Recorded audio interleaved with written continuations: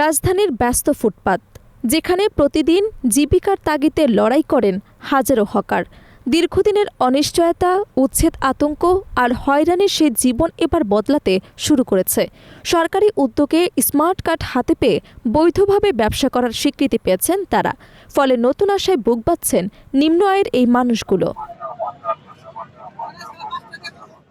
সংশ্লিষ্টদের তথ্য অনুযায়ী রাজধানীর ফুটপাতগুলোতে দীর্ঘদিন ধরেই হকারদের অবস্থান থাকলেও তাদের কোনো বৈধ স্বীকৃতি ছিল না।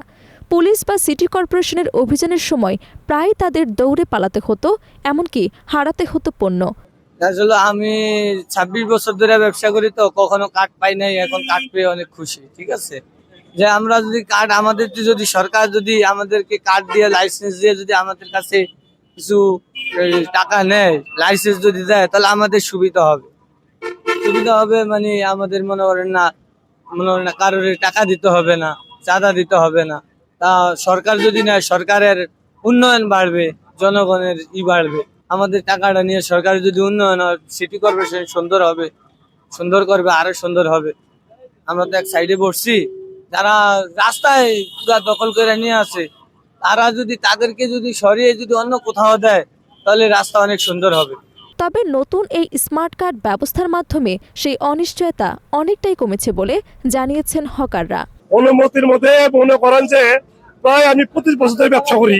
25 বছরের ব্যবসা করি। এর আগে মনে করেন যে আমি রাজারবাগ ছুড়াইছি, থানায় দিছি, পুলিশ বক্সে দিছি। ঠিক আছে, অনেক কার্ড দিছি, মনে করেন যে কিছুই পাই নাই।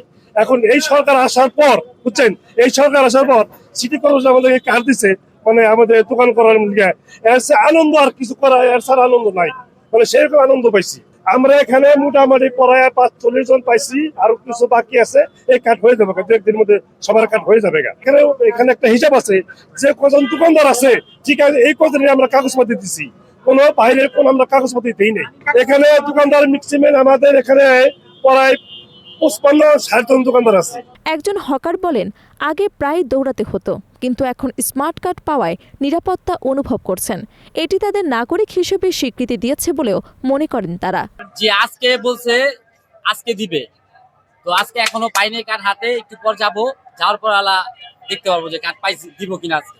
হ্যাঁ, ভালোই হবে, কার্ড পেলে তো খুব আনন্দিত আমরা, কার্ড পাবো আজকে। সরকারকে তো ভালোই মনে করতেছি, সরকারে আমাদের সুবিধা করে দিচ্ছে, আমরা সরকারকে ভালোই মনে করতেছি এখন, কারণ আমরা এখন বৈধভাবে ব্যবসা করতে পারবো। তবে এই কার্ড পাওয়ার সঙ্গে রয়েছে নির্দিষ্ট কিছু নিয়ম। হকারদের জন্য বরাদ্দ করা হয়েছে নির্দিষ্ট জায়গা, মাত্র 5 ফুট বাই 4 ফুট। এই সীমার মধ্যেই ব্যবসা পরিচালনা করতে হবে এবং কোনোভাবেই পথচারীদের চলাচলে বাধা সৃষ্টি করা যাবে না। নিয়মগুলোকে ইতিবাচকভাবেই দেখছেন বেশিরভাগ হকার। 5 ফিট বাই 4 ফিট, সেক্ষেত্রে সরকার এটার আইনগত ব্যবস্থা নিবে। আমাদেরকে যে নিয়ম দেখাই দিছে, আমরা এই নিয়মে করতেছি। আপনার 2.5 ফিট গ্যাপ রাখছি, এটা মানুষ চলাচলের জন্য। আবার এখান থেকে 5 ফিট গ্যাপ, এটা মানুষ চলাচলের জন্য। 5 ফিট গ্যাপ আর 5 ফিট ভিতরে রং, বুঝছেন, মানে 5 ফিট গ্যাপ রাখছি মানুষ চলাচলের জন্য। আর এমনি হচ্ছে 4 ফিট, আল্লাহ মধ্যে 5 ফিট, এটা একটা বক্স, মানে কি হকাররা বসবে ওই বক্স, এটা 4 ফিট 5 ফিট। আর এমনি এক্সট্রা 5 ফিট রাখছি মানুষ চলাচলের জন্য, হাঁটার জন্য। আরেকজন ব্যবসায়ী জানান, নির্দিষ্ট জায়গা পাওয়ায় তারা খুব খুশি। নিয়ম মেনে ব্যবসা করলে আর হয়রানির শিকার হতে হবে না, এমনটাই আশা করছেন তারা।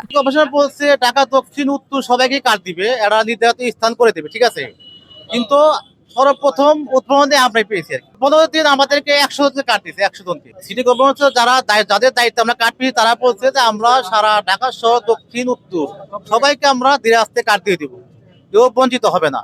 কিন্তু আমাদের একটা নির্ধারিত জায়গা করে দিব, আপনারা ওই জায়গায় বসে ব্যবসা করবেন, কোনো যানজট ডিস্টার্ব করবেন না, কোনো পাবলিক যাতায়াত ডিস্টার্ব করবেন না।